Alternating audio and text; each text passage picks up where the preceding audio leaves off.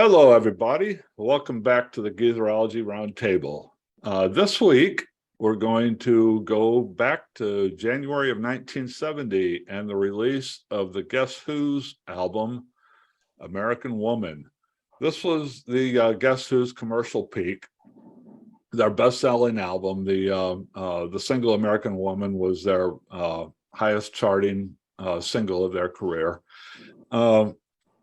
But Bob tells me that this whole thing actually came about. It wasn't planned. That American Woman actually came about. It was sort of a happy accident that happened. It wasn't, guys just sitting around and writing a hit single. But this album, I'm sorry, but the song American Woman just came along by accident. They just kind of tripped over themselves and found this song. And Bob's here to tell you the story about how that happened.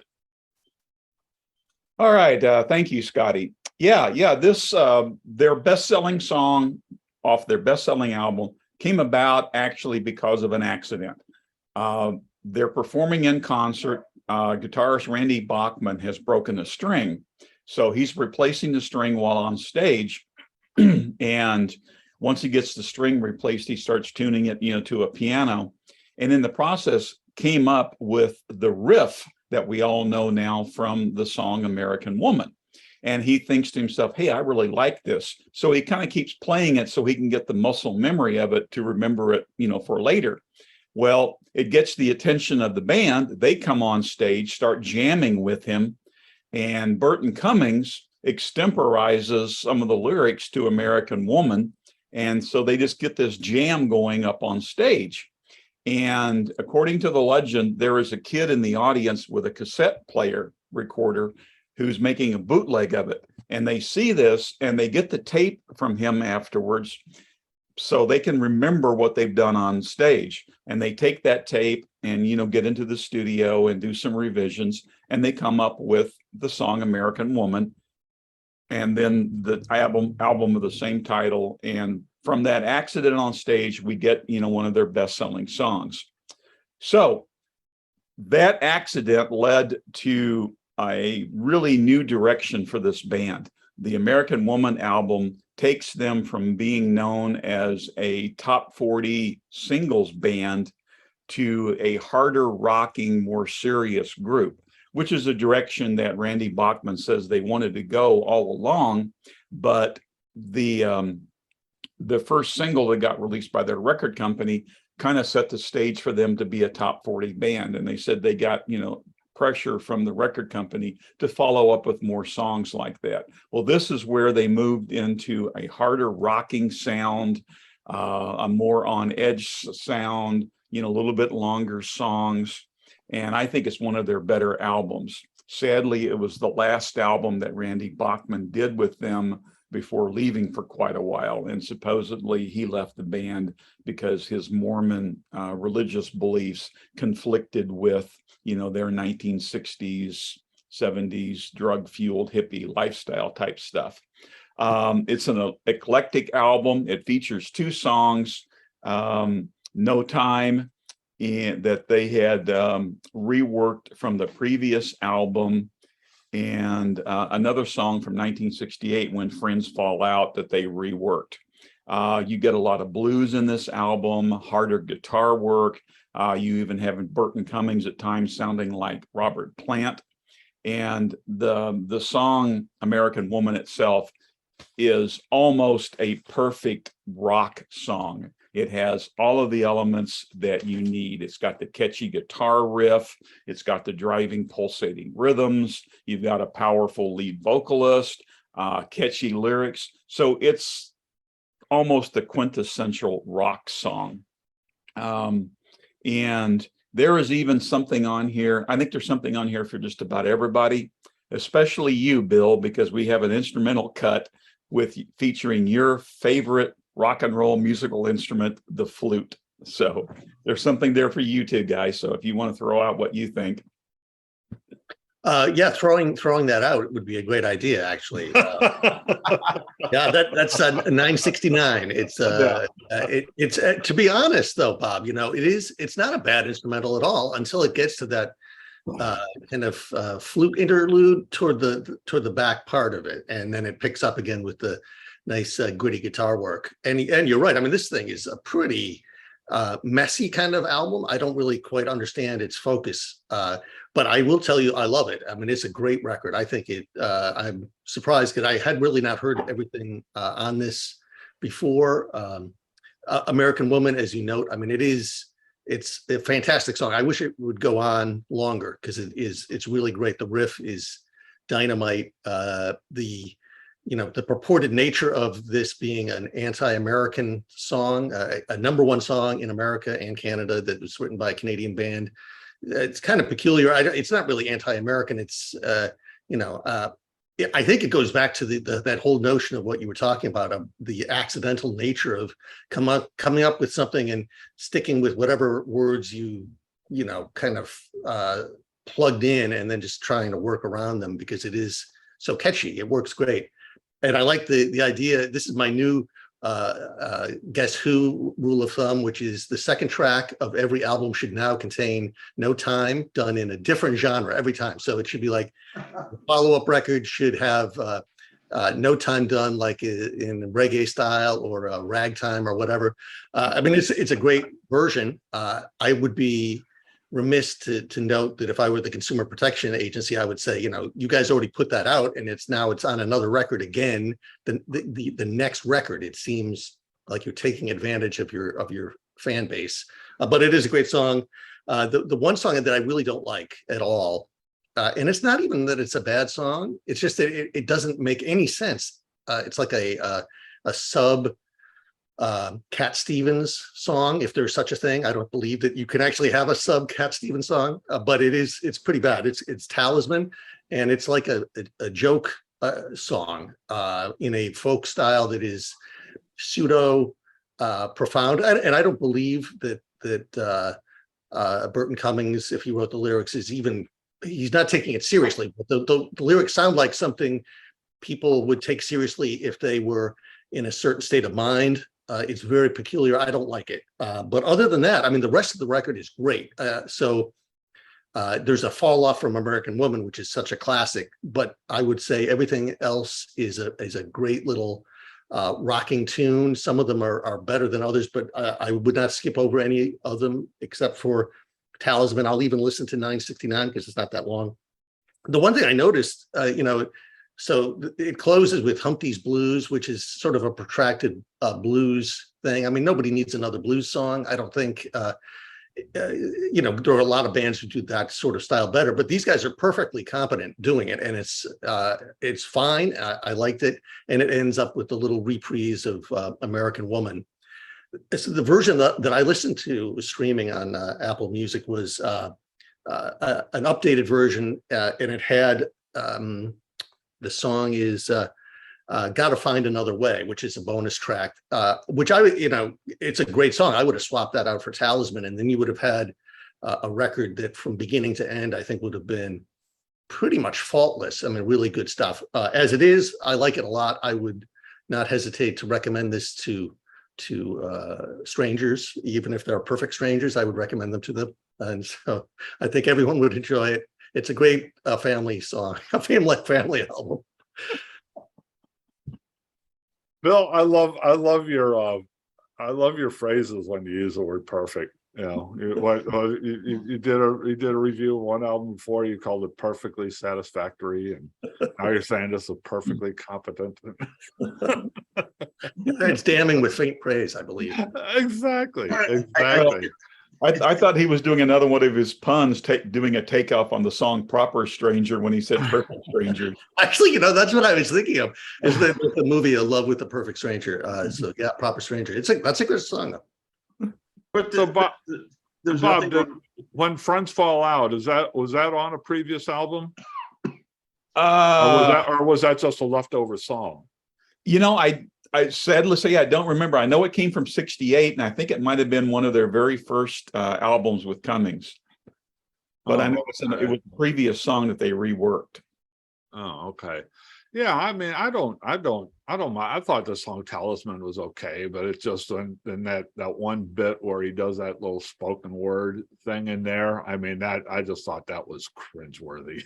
Well, it's their it's again their little nod to Jim Morrison, because supposedly it was a poem that Cummings had written several years before that they put to Bachman's classical guitar type work. So I guess he was pursuing his inner Jim Morrison by taking his poetry and turning it into a song. Yeah, that just pretty much sums up what I think of this band. This band is just what Bill says. They're perfectly competent, and that's kind of what I was thinking. Is like this band is competent, but there's not much inspiration here. The only inspiration here is the title song, which actually that just kind of came up on the spur of the moment, and so maybe that tells me that maybe they just spent too much damn time trying to manufacture things instead of and instead of creating things out of their guts. D, where do you stand on this one? Okay, on American Woman by Guess Who, I think it's a little bit, for me, it's my favorite album by them, although I have some misgivings with it.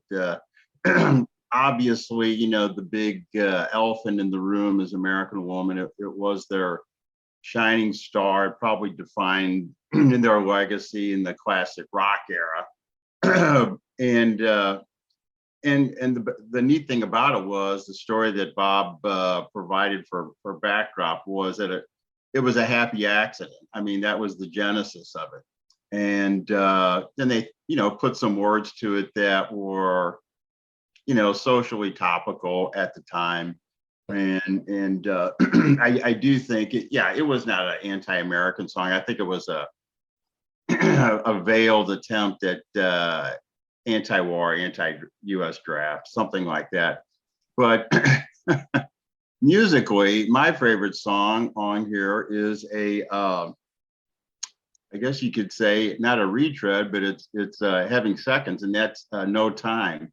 Like Bill mentioned, it was reworked again, but I think this is the best version. It's got that really controlled, fuzzy lead guitar that Bachman puts together, which I enjoy very much, and I think the backing vocals and the arrangement fit together really well, as opposed to American Woman, which it does have all the core elements of a classic song, but after a while, for me, I go, that's it.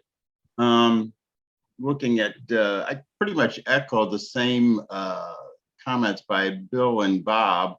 However, I thought Talisman, nice little acoustic arrangement melody. The lyrics, not bad, but then he took an off ramp with a couple lines there. And it sort of sticks out amongst all the other songs. You have, I think what they achieved with the album American Woman, they came up with a heavier, rockier sound, because prior to that, I think they were better known for their ballads like These Eyes and Undone. And so American Woman kicked that door down and established them amongst the more, peers that say, we can rock it with the best of them. But of course, No Sugar Tonight, Mother Nature, nice little combination. A little backstory I read with that.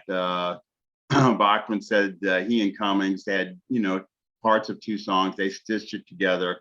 A Day in the Life, like McCartney and Lennon. So you can take that little backstory for what it's worth. Friends Fall Out, like the melody, but little bit, I think it was a little brick heavy, if you know what I mean, in the overall composition and arrangement. And Humpty's Blues, the two, the album starts out with this little blues guitar intro by Bachman, and then Humpty's Blues ends it, which I just don't know. Maybe it was an ode to say, we're fans of the blues, but I just don't know that it added anything to their legacy or what they were trying to do. But overall, I mean, Guess Who proved two things. One, they could craft a great 3-minute pop song from their earliest on out. And I think that's what they were pretty much concentrated on. Get the well-constructed pop songs out there. That'll push the album. And then when in doubt, fall back on some blues and do some, sort of psychedelic distorted lyrics. So with that, it's my favorite album. It's got a couple burrs in it, but it's your favorite album or your favorite Guess Who album? Oh no, my favorite Guess Who album. Thank you for okay. clarification. No, it's not. Yeah, it's my most palatable Guess Who album. The most palatable. That goes along with perfectly competent, perfectly satisfactory. Exactly. Most palatable, yeah. All these adjectives and adverbs, I don't know. When Friends Fall Out, while Dee was talking, I went back and looked at that. That was issued in 1968 as a non-LP single, right in the very early days after Chad Allen left, when they were sort of between record contracts, I guess. Yeah, I don't. It's just. This is a band, to me. This is definitely a band where you would be best served if you want some Guess Who in your collection. You would be best served to just go get a greatest hits album. There's some good stuff. They know how to do a hit. They know, now and then. But the rest of the stuff, to me, is just there's nothing inspiring about it. And that kind of tells you something too. I mean, so they recycle. What, 2 songs on this album? They recycled to redo it. I mean, to me, that's like the definition of filler, right? Even though No Time did become a hit single, it's pretty good, but still, it's like, why else are you doing this except you just don't have enough good material? And that Humpty's Blues, that tells me everything I need to know about Burton Cummings. It's like he's just out there just trying to be everybody else.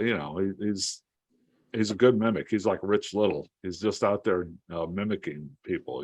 It's like, hey, here I am. I'm this cool, good white lounge singer, but I can also be a black lounge singer.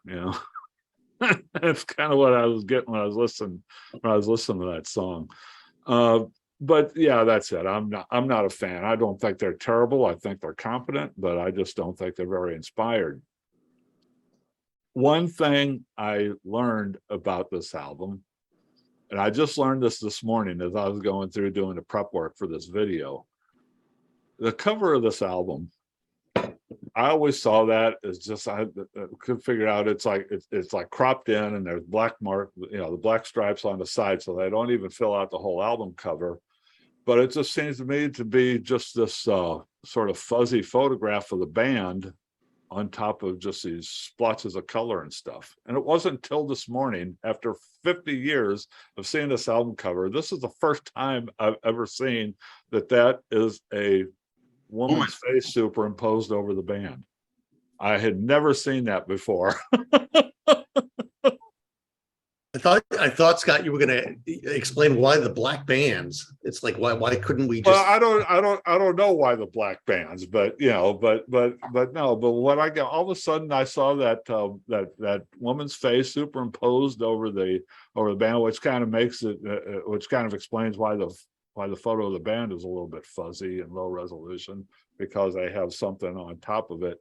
And now that I saw that, and I keep looking at this album cover, and I can't not see that woman's face now. I mean, did you guys know that? Is this Scott, just something I just totally missed? I will tell you, I noticed it the other day because I was, listening to it, and then I looked at it and I thought, aha, it's the old MS Escher trick. The artist of the who did sort of mirror images of drawings. I don't know if that was intentional or just another happy accident Like, Oh, no, you of know, course it's intentional. I mean, it's very intentional, but I have to admit, 5 decades down the road, I never noticed that they were superimposed on top of a woman's face. really, so, oh, I thought I was just, I just never, I thought I was just a dumbass who never saw that before. no, I just called up the album cover on my desktop computer behind my laptop, and I went, yeah, I never saw it before. I just never noticed it. You know, Now, you know what's interesting? I never noticed that the band was there. yeah,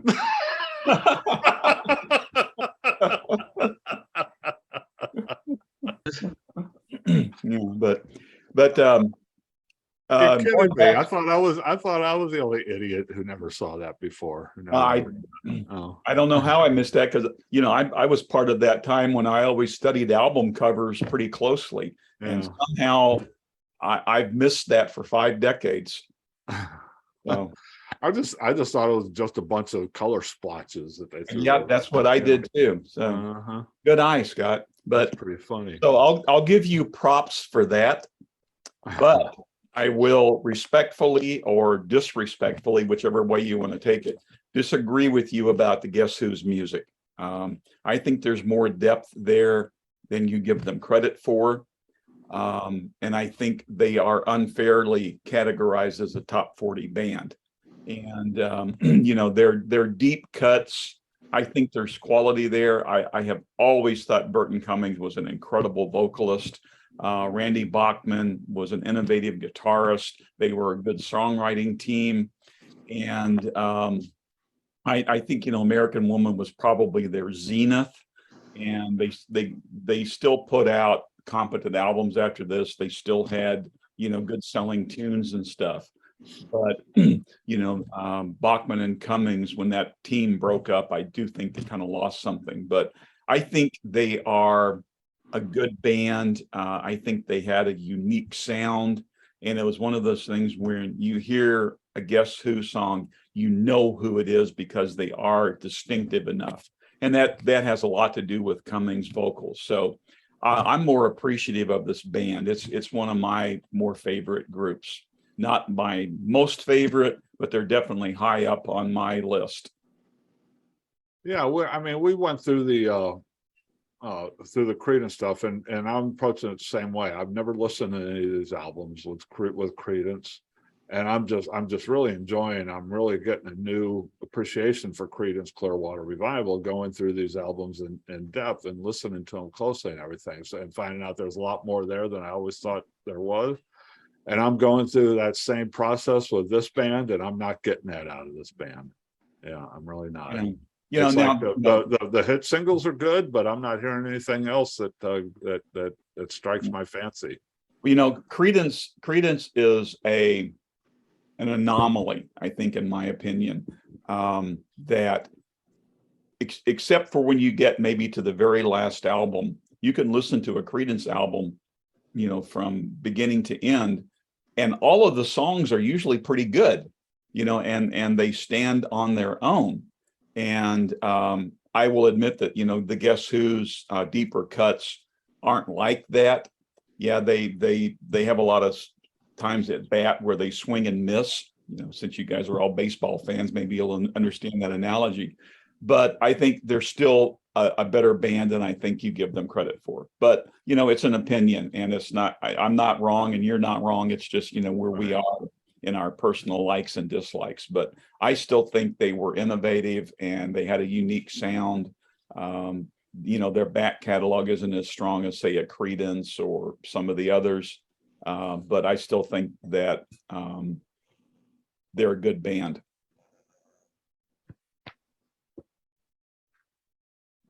One of the things that I would recommend for video accompaniment is there's a little snippet in the movie Almost Famous that essentially is Cameron Crowe's take on how he, as a young teenager, got into music criticism and following bands and writing about them. And he is kind of shadowing Lester Bangs, the famous music writer from Cream magazine and Rolling Stone.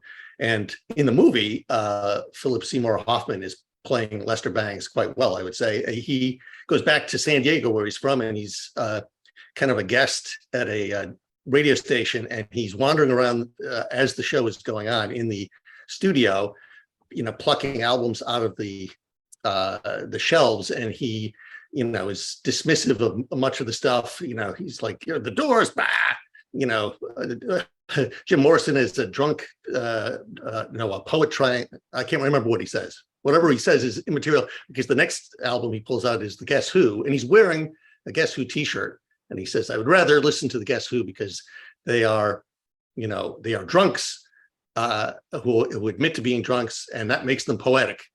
And then he pulls out a Jethro Tull album and is very dismissive of it until he opens up and he goes, but not that it's not bad, it's pretty good. And then he finishes by pulling out, yes, the Guess Who's live at the Paramount, and he says, this is fantastic. It's like, got the 13 minutes of gobbledygook that he talks about, the American Woman live version.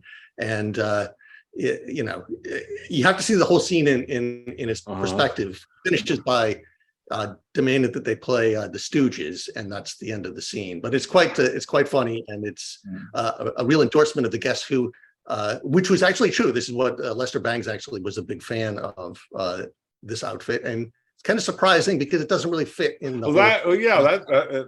I remember seeing that movie. I don't really remember that specifically, but that's surprising that Lester Bangs was such a champion of this band, because the Guess Who doesn't seem to be the kind of band that he would be championing.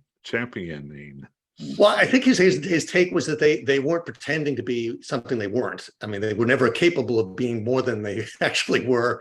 So their ability to strive, the thing that you're looking for, Scott, probably is something they could never deliver, which is something more meaningful than what they could do. And what they could do was really pretty consistent, and it oftentimes was this sounds very critical. Right. But that goes to what I'm saying, though. What they could do was to knock out a really good hit single now and then, but and which they did, and that's why I say that you'd be better served by listening to a greatest hits collection than actually one of these albums that to me is just a lot of filler behind a couple of good songs.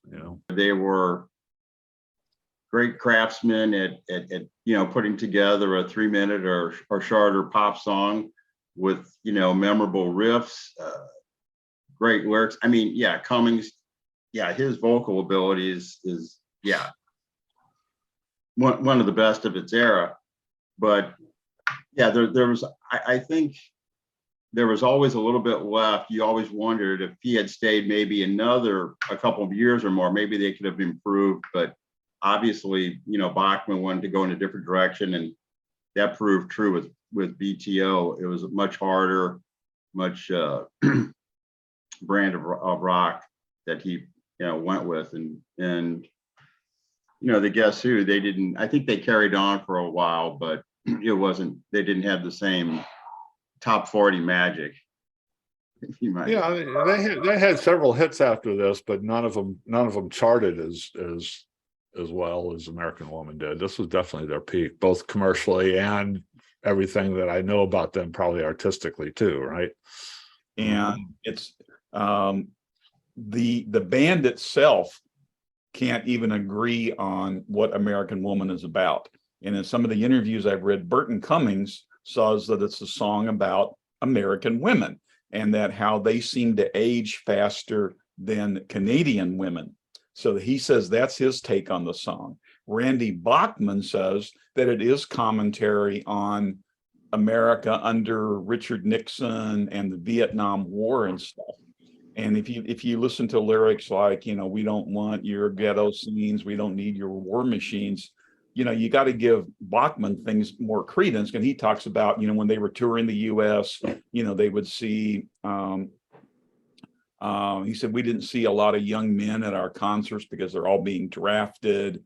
And so it's kind of interesting that, they don't even agree on what the song stands for. But I just wanted to throw that out real quickly. Yeah, I don't think I saw an interview with Cummings. He did. I don't think he said that they age quicker. He said that they grow up quicker.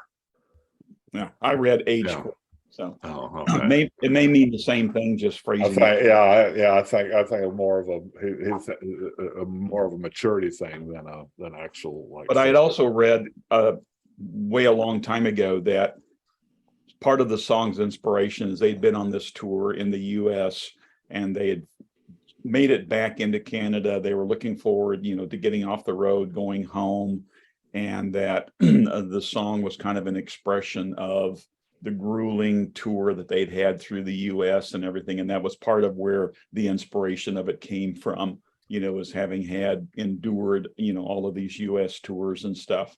So it was, political commentary. We're on the road, we're happy to get back home type thing. So, but. Okay, well, thanks for joining us, everybody. That's our take on American Woman. You heard some disagreements there, some agreements, some disagreements, and some new revelations about an album cover. I felt so silly about that. Now I know that I'm not the only silly one in this group. Hit that subscribe button. We have some pretty good things coming up. We're going to, in the month of September, the Roundtable is going to hit a couple of live albums.